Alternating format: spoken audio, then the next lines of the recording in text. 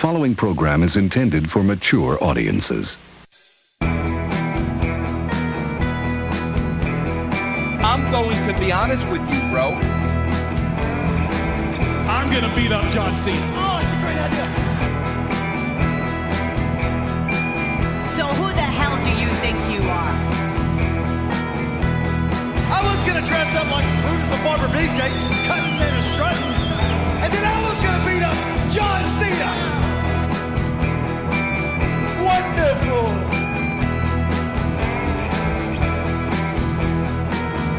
I mean, come on. What's more fun than beating up John Cena? Suplex City, bitch.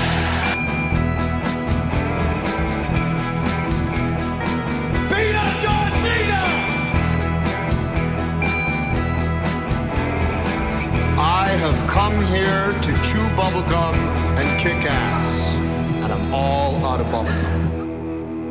And welcome once again, everybody, to the Weekly Suplex. I am Brian Thomas, joined as always by my co-host Juice Springsteen. Juice, how are you doing? Pretty well. And today we have our special guest, our good friend Jay, who's joining us here. Jay, why don't you tell everybody about your podcast coming up soon? Yeah, man. Real excited about this. It'll be the 11th year in a row that some version of this show has existed. But me and my boy Alan, who are the originators, are going to be talking college football on a show we call the Gridiron Breakdown, and that's going to be come out every Monday, except for the second Monday of the season, oddly enough, because that's Labor Day. We'll do that one on a Tuesday, but we pick the top football games of the week and get into the X's and O's a little bit, and then do a lightning round of some of the more other interesting games, and just talk the pigskin, man. Looking forward to it. I can't believe it's almost college football season, but about a month away. Yeah, football and all sorts are coming back. It's crazy. Indeed. I loved the old Gridiron Breakdown commercials on the Daily Suplex. This goes all the way back to the Blog Talk Radio days where Brian and I first met. Blog Talk Radio. Great days. I've still got all the emails from Jay when he first introduced himself and asked if he could advertise on our show. So that's how far back Jay and I go. I believe 2007-ish. Yeah, it would have been 2007-ish. Yeah. That show originated on a forum where Alan and I were both members, and I just threw out there, hey, I want to do a Blog Talk Radio show with somebody, and he posted the same thing in a different thread. I didn't see it, and so we didn't even meet for years. But he and I've been in person several times now. But it's a blast, man. Going back to the old days. What's funny is the original Gridiron Breakdown theme song was recorded on a 4-track recorder on an actual analog cassette. So the quality of it has lost something in the 15 years since I've done it, but. I think we'll have a new one this year. All right, so Jay is joining us today. This week, we're going to get into, obviously, the hot items from this week's WWE television shows and news, but we're going to talk about the state of the tag team divisions on both Raw and SmackDown, and maybe even venture out in some other Ring of Honor and New Japan type talk as well, to just talk about tag teams, because tag teams are something that I think, at least I know Jay and I really enjoyed back in the day, and they kind of get lost in the shuffle from time to time, and then they seem to make a resurgence, and then they get lost again. So we'll talk about where they're at now in the WWE cycle, and then I've got a fun game that we're going to play at the end of the show that actually, Jay, you suggested, and I thought, well, why not? Let's give it a shot. So we'll get into that as well. It's called Over or Not Over. I'm going to name a worker in the WWE who I think may be either over or not over, and get your take on that. So we'll do that towards the end of the show. But, of course, we need to start with the news items of the week, and the word of the week, I believe, is injury, folks, injury. Because we have a lot of them. Ruby Riott injured her MCL at a house show last Friday. No word, I don't believe yet, on how long she will be out. It could be anywhere from a couple weeks to several months, depending on how badly the MCL is teared. The MCL is obviously the one that you'd want to tear over the ACL, but still never fun. No, of course not. And as we get into the next part of the injuries, it's unfortunate that they're all coming with some guys and girls that are actually making some promise on both Raw and SmackDown. So hopefully they're going to recover quickly enough. Yeah, other injury updates. We have Bray Wyatt, who got into a little bit of a car accident, driving a little recklessly, they say. And did he get charged for that? Is he getting? I don't know if he got charged. He got a fine, I believe, and a ticket. Okay. Reckless driving. So, I'm sure he just paid it and said whatever. But yeah, it's not like he doesn't have the money for that. Right. He got injured. He missed all of the shows over the weekends from it. He was trying to get to the airport to travel to the shows, and then, of course, missed Monday Night Raw as well. He'll be back in time, and no serious injuries for him at all. Doesn't sound like anyone else was injured in it either. It was just one of those traffic accidents. He probably wasn't paying attention to the road. Did total his car out, though, so he's thankful and lucky to walk away. That's true. Other injury is Shinsuke Nakamura got bit by a dog. Can't make himself up. Cannot make it up. Even Vince Russo cannot make that up. Yeah, we mentioned this last week. He's still out, and it sounds he missed the Japan tour because of it. Well, he was there, but he wasn't able to wrestle on the Japan tour. His home crowd couldn't see him work in the WWE because of a damn police dog bit him backstage. But it sounds like he will be healthy and ready to return for Extreme Rules to take on Jeff Hardy. Is that racist? That sounds racist. So, I just want to throw that out. Well, that dog was racist. I know, man. That's what you get with these dogs. He had everyone in the world backstage, and he decided to go up to Shinsuke and bite him. I mean, of all the dudes you'd want to lay into, Shinsuke's not got the most meat. He must not have thought the heel turn worked for him either. There we go. It was like, yeah, or maybe he was like, this is for all the ball shots. Yeah, maybe this will lead to an AJ Styles clean win after all this time. We already got that. Oh, let's not get ahead of him. Maybe another one. He can go for the ankle now. I think we're done with that one for now. I don't know. Yeah. Let's hope. The other news of the week, I don't know that a whole lot came out of Raw and SmackDown this week, but I did enjoy Kevin Owens taking a porta potty ride. That was quite interesting. What were your thoughts on the Braun Strowman Kevin Owens segment? I like it. Now, I don't want to be fully quoted here. I believe I heard on the radio either yesterday or today. As you know, Pittsburgh is hosting the Extreme Rules pay-per-view, and I believe they announced a Braun Strowman Kevin Owens cage match. So that could be something that we get from all of this, but I enjoyed the segment where Kevin Owens is trying to hide from Braun, and it wasn't too obvious when Braun went over and was like looking for KO and couldn't find him, and it wasn't too obvious. He didn't obviously know that, oh, he's in the porta potty. He kind of waited around. He acted a little bit. I like that and make it a little bit more believable that he could have walked past him. So I thought it was interesting, and I don't know if he was in the porta potty for real because they kind of no, definitely not. No, yeah, you can see the cuts on it. I mean, I went back and rewatched it. That's what I thought as soon as I saw it. I didn't think he would take that bump, but no, you never know. And I also didn't know maybe there was like a crash pad down there. I don't know. It could have been. There was no crash pad. I did look for that. The other thing is whatever blue dye they threw on him is what you get thrown in you at like a color run, and not the stuff they use in a porta potty. It looked like he had just robbed a bank and the money. Right. There you go. It was like Raising Arizona. I don't know what the hell was happening. I was like, that's interesting what they got in there. Is it a bunch of hundreds in there? Or? That's where they're stuffing all the gate. Yeah. There you go. My favorite part of that segment was when Braun knocked on the door and did the old lady voice. Oh, yeah. Anybody in there? He is becoming quite the character that's not just over the top, beat everybody. He is becoming a fan favorite, as if he's already not been that already with the WrestleMania moment and all that stuff. He is just a great character, and I hope that they just keep going with this and eventually get him the Universal title because he's a great character. And I think he deserves it. Yeah. Can I tell you guys, this has been the best Raw I've seen in about 3 or 4 weeks, like top to bottom. Even though there was an hour of Roman Reigns, even that was pretty good. I mean, I that's saying something. Though I will say this because of the cut and paste nature of these two shows this week, because that's what a lot of people have been talking about, how the finishes of the main events were pretty much the same. is that if you skip these shows for about 3 weeks and then come back, you can catch up. It's like a soap opera. So in that way, they're succeeding, because that's the time of the year they're in, and I can get it. But I like this Raw. I thought it was a really good Raw. I thought that was a fun way to end. I loved the porta potty smash. I mean, look, we've had Braun throw people through ambulances now. I mean, the only thing he hasn't done is throw someone off a building yet, and that's coming. So they just hadn't figured out how to make it look okay yet. Well, if Hogan can take Giant off Cobo Hall, I'm sure we can get someone thrown off the building. And we can have the Giant come back so Braun can come back, or whoever he throws dry. He can be dry when he comes back. Maybe we'll get him to throw the Great Khali off or something. There's an idea. Keep him around. Well, they have to get him back from India to do that. Or we could just get Hogan to come back, and as he's coming back, he can throw Braun off of something. That would be more apropos, because Hogan needs to be over. Yeah. Now, this is true. Hogan ain't getting thrown by nobody, bro. That'll work for me, brother.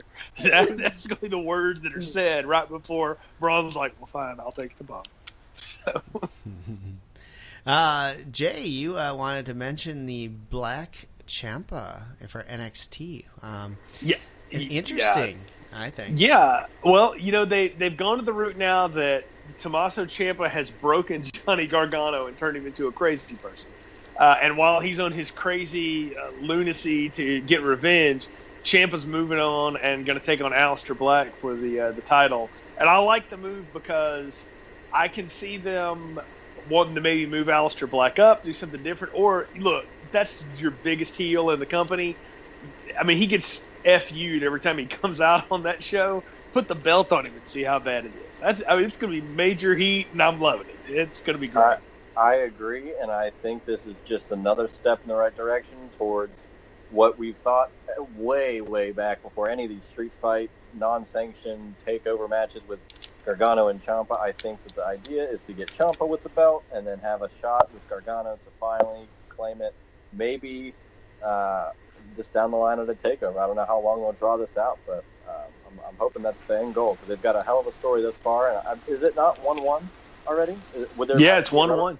Boom, there's your rubber match. I don't know if they can hold out till TakeOver, and although it would be TakeOver Brooklyn again, it would be the 5th TakeOver Brooklyn, because they're doing it at for Mania this year or next year will be in Brooklyn. Well, they'll do one at Survivor Series, I'm sure. That's true, but I don't know. I think they're going to hold it. I think they are going. They're going to let Gargano chase these other people, and they're gonna hold off on it until the Mania one. Why pay that off, man? It's such a great story. Don't blow that now, man. Like let that ride. And I also I agree with that. So I think they're probably going to do War Games again, and I don't think at the Survivor Series one. So I don't think they would necessarily do a title match as well. That's what I think. Can I tell you one more thing, just NXT related though? And as much as I've enjoyed the Gargano Ciampa thing, and I don't know how you can not be a fan of wrestling like when we grew up watching it and stuff, but I'm gonna tell you the guy that I think is the best one out of all of them, and this includes the Amazing Ricochet and Velveteen. The guy that I think may be the best out of all of them, EC3. That dude has got something, and he is just good. And the more he goes, the better he gets. I really like that dude. I hope they don't call him up and then just bench him like they have everybody else this year. I don't think. I think that they've seen the error of their ways whenever he left and went to TNA, and now he's back and is just as popular as he was when he was in TNA with the new name and everything. I think this is a case of, we know, just like Drew McIntyre, he went away, he's coming back. I think they know what they've got now, and I think they'll give him a decent shot, whether it be Raw or SmackDown going forward. Yeah, I mean, anyone who dared to keep up with TNA for the last several years has known that EC3 has been one of the gems to come out of that company. And he had some very choice words for the WWE when he left, and even throughout his time in TNA, and it was kind of a surprise, I would say, that he was back there. But I'm glad that they took him back, and he gets a chance to redeem himself after what he went through and the fit that he threw. Look, say what you will about Vince McMahon, and really say what you will about Paul too. You can say whatever you want. You can get mad or whatever, as long as you're not a complete bridge burn. There's always the door. The door's always back open, and a lot of that stems from that's just Vince. I mean, look at all the guys that have burned the candle and the bridge and all that, and there's a place for them. And sometimes it's on his timeline, sometimes it's on theirs, but that's one thing you can never say about Vince is that there's always another chance. So, especially with talent. I mean, that's the other thing too. If the guy wasn't any good, they'd be like, "Screw you," but he's awesome. Right. They would not. So be they're like, signing "Ooh, these that guys. would be kind of dumb." Well, They wouldn't sign them back if they didn't know that they had something with them, or that they didn't want anybody else to have them. I sometimes think that Vince still has the mentality of, well, if we have them, TNA, ROH, they can't have them. Yeah, and I really like the fact that they brought him back as EC3. I mean, he established himself as EC3 in TNA, and that was based on the storyline that he was the nephew of Dixie Carter. So he went by Ethan Carter III. But I don't think they've ever called him Ethan Carter III on NXT, so that's good. But EC3 now Morrow just puts over the EC3s. Yeah, which is how they should go. If they ever need to come up with something to claim, they don't need to go with Ethan Carter III. Well, I mean, it's like at some point they stopped calling Triple H Hunter Hearst Helmsley too. They just started going with Triple H, Trips, Quadra Trips. That's true, but everybody knows what that stands for. So right. Whereas a majority of your WWE audience may not know what that stands for because let's face it, nobody watched TNA. Which is why that's a smart move, because they know that not the majority would know, and they can get away with it. I mean, everybody has the internet, but it's not going to bother them. No one's going to go, "Oh, he's Ethan Carter. He's Ethan Carter." Like, I don't care. It's EC3. Brian, if I didn't know you and know that you watch TNA, I wouldn't have known that because I don't watch TNA. So I'll put it over right now. I haven't watched TNA since AJ Styles had short hair there. That's the last time I watched it. That was a long time ago. So.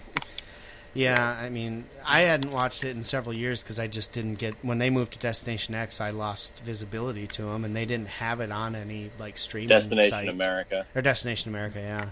I didn't have any of... Destination X. That's something you watch. That's a pay-per-view. That's a pay-per-view. Oh, God. No, but I mean, I lost years of watching TNA, and then finally was able to get it back within the last year when I got a subscription on someplace that had Pop.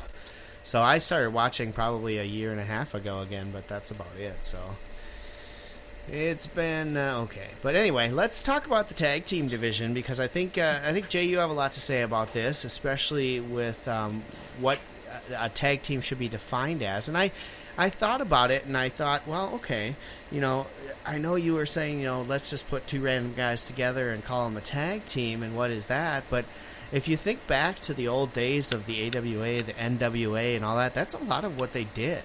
WWE really brought tag teams as a entity to the forefront, I think.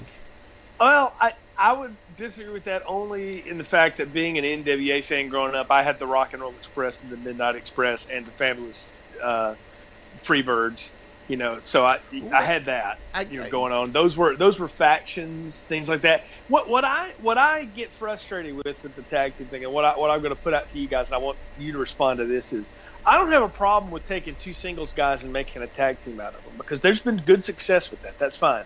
I don't like it when it now is at the detriment of the 7 or 8 teams that you've got, that you've built, and now you have guys holding tag belts that aren't, or maybe that aren't even really tag teams, or in that mix that aren't teams, or you've got teams that just seem to come in and then disappear for a while. That's the thing that, like, okay, I'll pick on Roman a little bit. Now I like Roman Reigns, so I'm not trying to bury the dude, but he was in 2 matches this week. There's no reason he needed to be in one of them.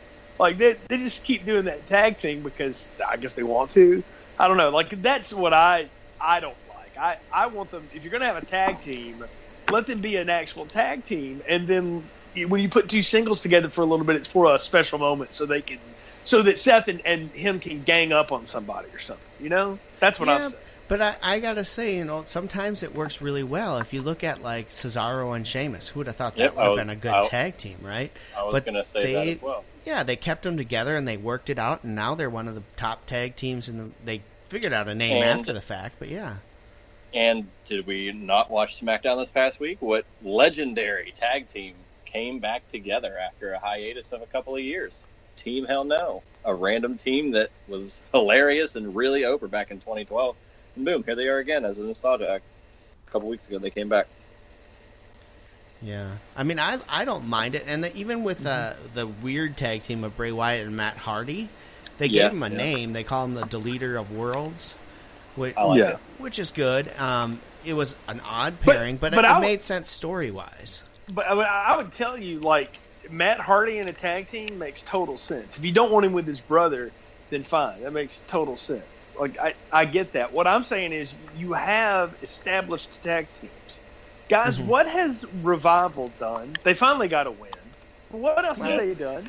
What has Sanity done since they came up? Where Sanity are the hasn't friggin' even authors been used. So. Where's the friggin' authors of pain? They're on Monday nights.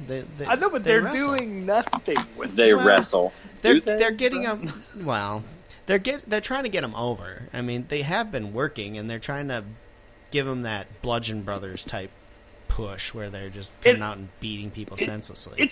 It's amazing to me that in a 3-hour show, they can't find a way to like actually have part of the show dedicated to furthering tag team storylines. That's the other thing is, how many tag team storylines are there? The Bar had a great one. All right, that was cool. And then the Usos and the New Day just tore the house down for half a year. You know, like that's cool. And remember back to the Mania when the Hardys came back out and like how big of a deal that was, you know? I was there. It was incredible. Yeah, right? Like that to me is, I mean, that's what I'm talking about is that's a tag team storyline. Now it seems like there are just tag teams that are just tag teams for the sake of tag teams, Yeah, just that. Now here's the spot for the tag team. Yeah. And it's interesting how over the years, it always seems like one division is lacking and the other, while others are, up in the upper echelon.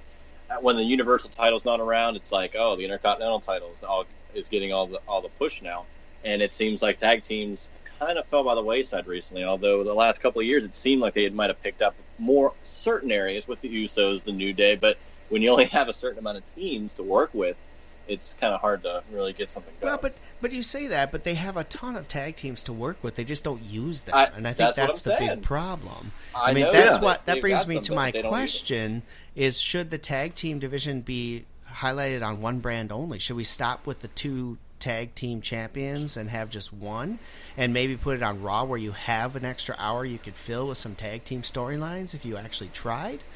I don't know. I mean, because it seemed like for a good 7-8 months, all you saw was the Usos and the New Day, right? Which in pay-per-view, that was great, but that was the only teams getting pushed. And on Raw, you saw the Bar get pushed over there, and that was pretty much it. So you've got these great teams, especially on Raw. You've got the Revival, who finally are getting used, which is great. And this was the best profile they've had since coming up from NXT by taking on Roman and Bobby Lashley in this trifecta of matches that they had, and they worked really well, so hopefully that means they're going to actually push them. But you've got teams like them, you've got Gallows and Anderson, you've got you mentioned Akam and Razor, the Authors of Pain. You got these great tag teams there. Let's try and use them. They don't all have to go for the belts, and you don't have to make the only tag team storyline the belts. You can have a great tag team storyline that uses these guys in a good way. See, you just hit on something there. Like I go back to what I led off with. The Rock and Roll Express, the Midnight Express. They had great programs going and great stories, while the friggin' Road Warriors had the belts, or whatever. And they had their thing with the Samoan SWAT team or whatever it was at the time. And then you had the other tag teams like either chasing each other to get in line for the belts, or just because they just wanted to piss off each other, and because they could all work well together too. And that's what I'm missing is, Juice, you hit it. There always seems to be one part of the tripod that suffers. It's either the main title is kind of down, and then everything else is up, or the women are kind of down, and these things it sucks when you have the abundance of talent that they have right now, and they have so much TV, and yet they won't give certain things the time, it seems like. And you have so much time now between shows that they've given a little bit of a more time, because there's only the dual brand pay-per-views. you have more shows that you can have filler-ish type stuff with these tag teams, and I don't know if they use them as much as I think that they should or could. Yeah. No, they definitely could use them. I mean, do we really need 700 backstage segments all show? I think we need more multi-man main events. Brian, to answer your question though, like, should they restrict them to one brand or the other? I don't know about that. Like, in a perfect world, like when they do this Fox deal comes in and all that stuff, these will be completely separated brands and there'll be no crossover and all that. But we know that's not going to happen. Right. So I don't think they're going to. I mean, the time to take away titles was a while back, and they went through that, and then they changed their mind. I don't think they're going to do that because it gives them enough props to move around.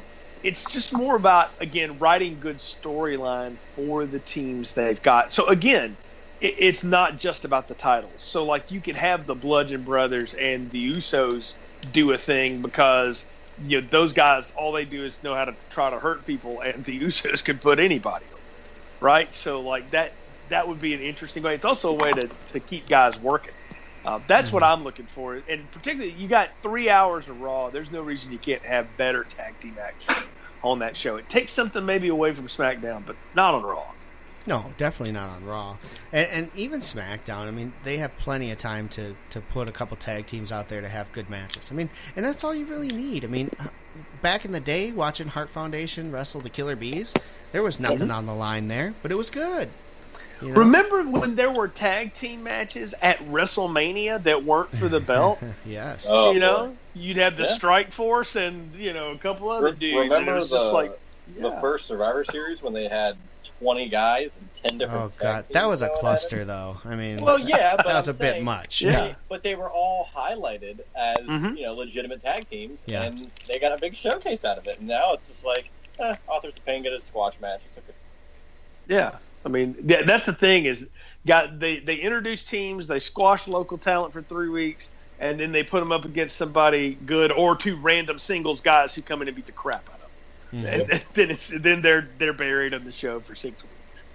So. Yeah, it's really sad. I mean, I've been harping on the fact that Gallows and Anderson deserve a good title run or a push because, I mean, they were so huge in Japan. And when they came back to the WWE, they got over really big. I mean, you could put them with AJ Styles, give them the belts, and have them be a faction on SmackDown. Well, you brought up something there, and I want to put it out. Why do we not have the 6-man tag team championship? It's not like you don't have enough factions to do it. Well, I don't know. I agree. I don't know if they need something like that. Because what are we discussing right now? That the tag teams don't get a lot of stuff. You're going to start putting... It's tough. I was never a fan of the 6-man tag championship. I always thought that was lame. So I would not want to see that back. And I'm sure there are people who loved it, but to me it made zero sense. Terry Gordy, Michael Hayes, and Jimmy Garvin beg to differ, sir. You know what? But Terry Gordon, Michael Hayes, and Jimmy Garvin didn't need to be a 6-man tag team champions, nor did the Von Erichs or any of them other people. They were tag team champions, and that's why we have what's called the Freeburg rule. Right. And there's no need for a 6-man belt there. That is a great point because I was going to say it's odd that we've had in the last 5 or 10 years crazy good 3-man teams, the Shield, the New Day, and I mean they've just gone off now, too. And now you have more. But I'm saying the Freeburg rule, because of that, these 3-man teams can do tag team stuff, and you have a guy that can also be a singles. When we saw the tag titles go to Rollins and Reigns, and the U.S. title go to Dean Ambrose back in 2016. Yeah, I mean, you got Sanity. That's a 3-person team. You've got on NXT. You've got the Undisputed Era. There's another 3-person team. So Sanity's a 3-person intergender team too. You can have a lot of fun. Well, they're a 4-person intergender team. Yeah, you can have a lot of fun with 3 guys. If they ever called Nikki up. Well, hopefully they'll figure that out and bring Nikki up soon because I think her crazed character needs to be in that group because it's so good.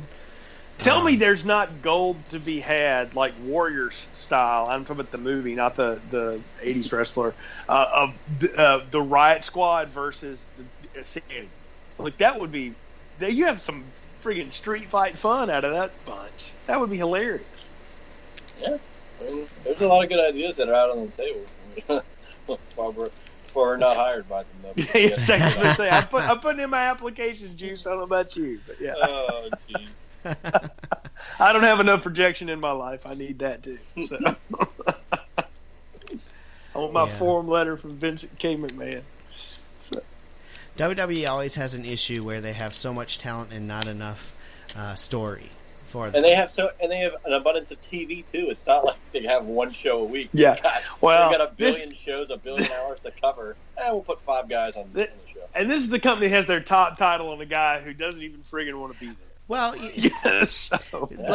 let's think about. I mean, this is another topic that we could go on and on about. But if you harken back to the days of Hulk Hogan as your champion, did you ever see him on any of the TV shows?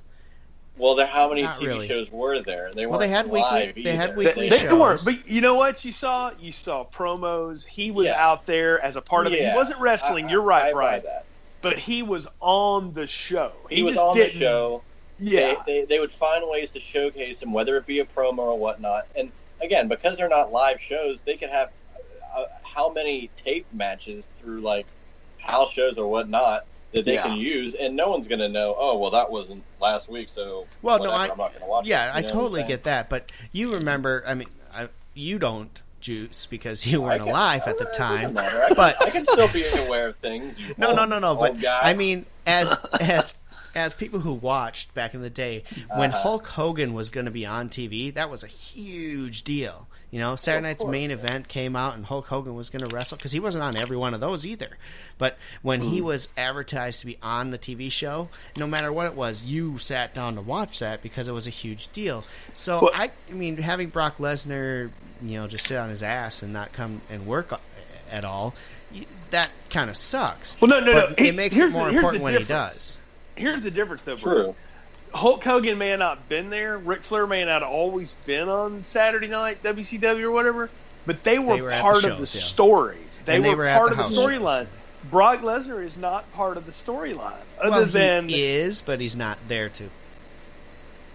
They don't even have Paul Heyman doing anything for him. Well, yeah, I'm sure Paul Heyman is happy with that, but he's part of the storyline. I mean, they just spent 3 weeks with Lashley and Roman Reigns talking about who should challenge him next.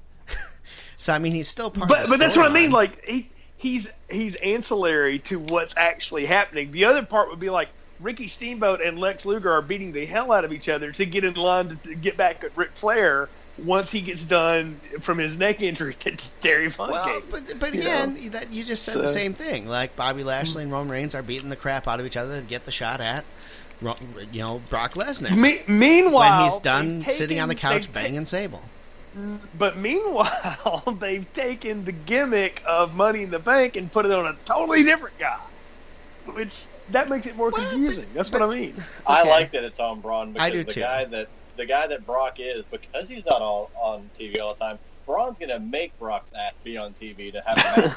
And I think that that's a great dynamic that, for once, they had a good idea that they're running with, that everybody's been talking about for a while. Give Braun a shot at him, and this is a great way to do it. Well, and two, who's going to want to work a big match with Brock Lesnar, go over, only to have that music hit? That's true. I mean, that's going to... His name is Roman Reigns. Well, Roman doesn't want that either, sir. Sooner than Roman don't care. The check's clear. Roman don't give a damn. No, Roman obviously. Roman looks at this whole thing is like, look, win, lose, I don't care. I'm on TV. Dude's I get selling an hour merch out left of the and 3 right. hours? Oh, Yeah, he's making the merch.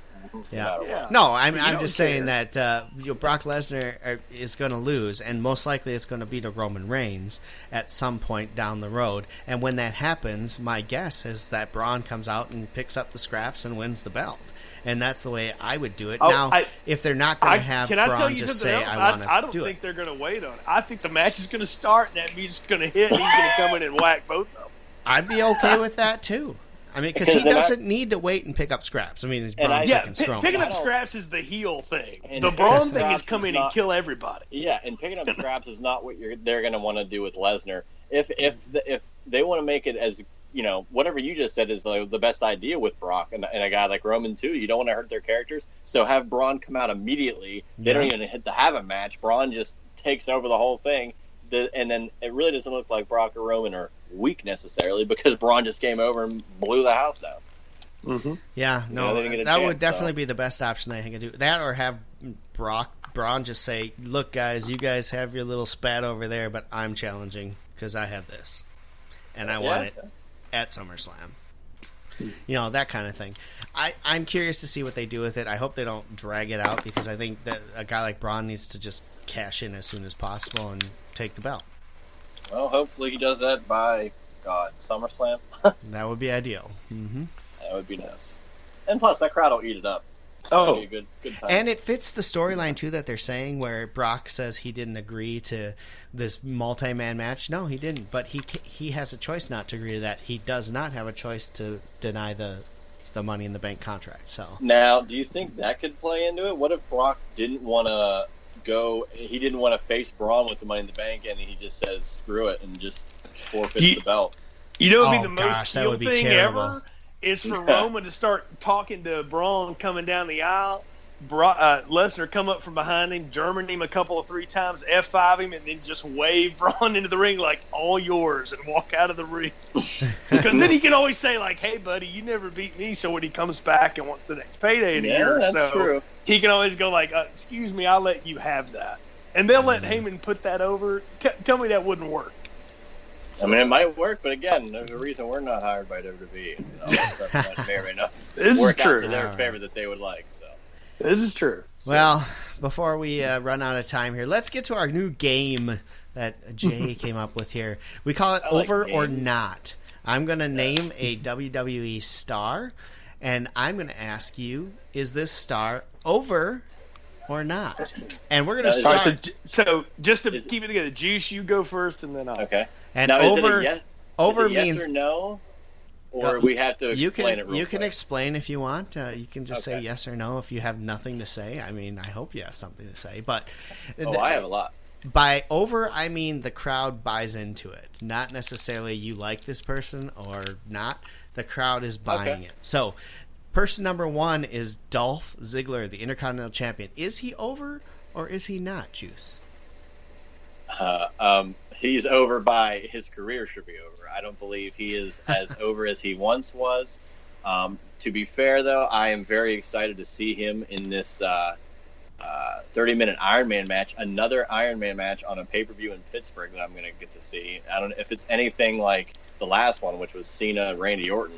I would be very interested to see how it turns out because that was a great match, and Rollins and Ziggler can knock it out of the park. So, but I just don't. I don't think he's over. Jay, is Dolph Ziggler over? No, not nearly as much as he thinks he is. Now, he's a fantastic worker. I expect him and Rollins tear the house down on that Iron Man match, but no, I don't think he's that over. I don't think people have forgiven him for that, multi-gimmick ripoff thing. People got pissed off about that. So Yeah, he has no real direction, and it's been stagnant for a while. So it really has no chance to be legitimately over. yeah. I am going to agree with both of you. He is not over with the crowd. The crowd could give a 2 cents less what he does. They definitely like to watch him wrestle because, like you said, he's a great worker. However, his gimmick and his character are old, outdated, boring. Even adding the old scratch to the beginning of his music doesn't help him at all. He needs something to breathe life into him.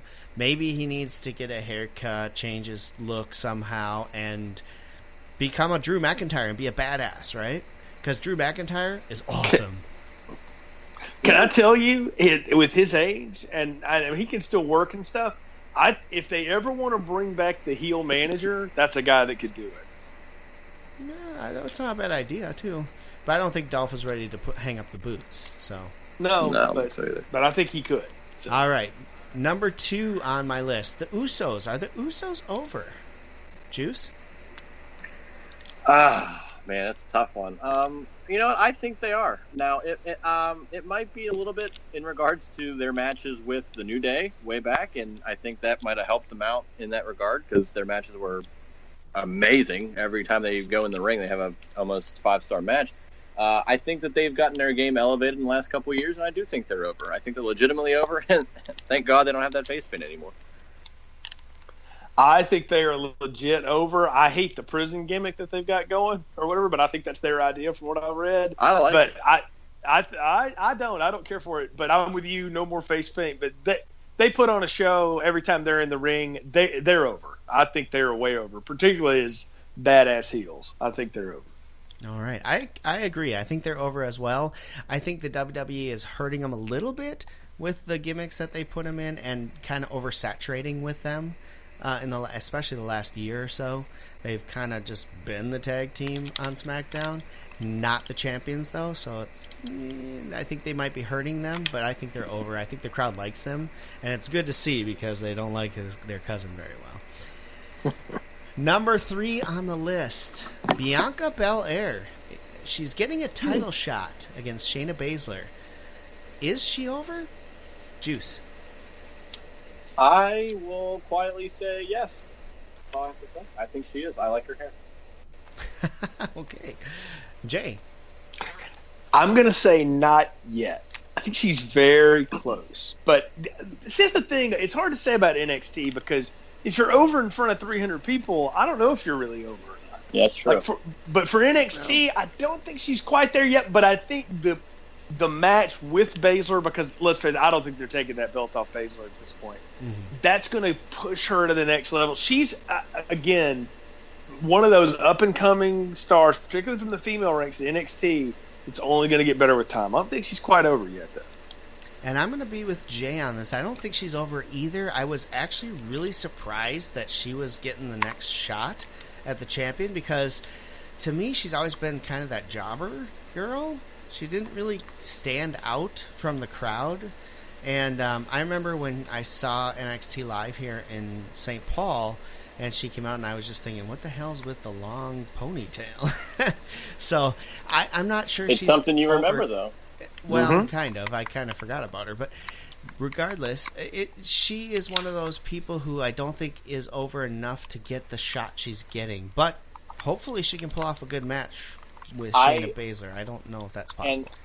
And you mentioned the 300 people or blah, blah, blah that watch her, and it's tough to see if they're really over. Well, where's this match going to take place? Is it not taking place at TakeOver? I think that's interesting way to see if she is really over with that crowd, because Brooklyn will not have 300 people. They will have a little bit more than that. Oh no, it'll be a test. But again, that's a good test. But I think this is all. It's two purposes. One, it gives her that shot, that test in front of the big crowd. But they're still building Baszler. She's not ready to move up yet either. Yeah. No, but she's just getting better and better. And this is how you've got to feed your champion legit, interesting people. And they're saving Kairi Sane. They're saving that one. So that's the one that's going to be good. Yeah, that's going to be a good one. But they wisely they are booking that and saving it. So, all right, last one before we close down the show. Constable Baron Corbin, is he over? Juice. I don't know. I don't think he is. I don't really know. I don't think he is. I can't really come up with any hard reason to say he is. So I don't think he is at all. Jay? I don't. The hair's off too. I don't know if the hell he's doing. I like the hair better. I like the look, but no, he's not over. Nah. Yeah. I like the Constable gimmick, and I think this can help push him in the right direction, but he's definitely not over. The haircut helps a ton because he looked like he just looked awful with that long hair and that balding head of his. So it's a good thing he got the haircut. I think the gimmick is going to help him get over with the crowd a little bit if he can work it right. We'll have to wait and see, but as of right now, I agree he is not over. All right, guys. I like his music, though. His music's kind of nice. Well, it's better than the Lone Wolf stuff. That'll do it for this episode of the Weekly Suplex. We're glad you could join us. Follow us on Facebook. I am at Brian Thomas 878. He is at Juicy Steen, and Jay is at the J 1976. Next week we'll be back. Until then, have a great night.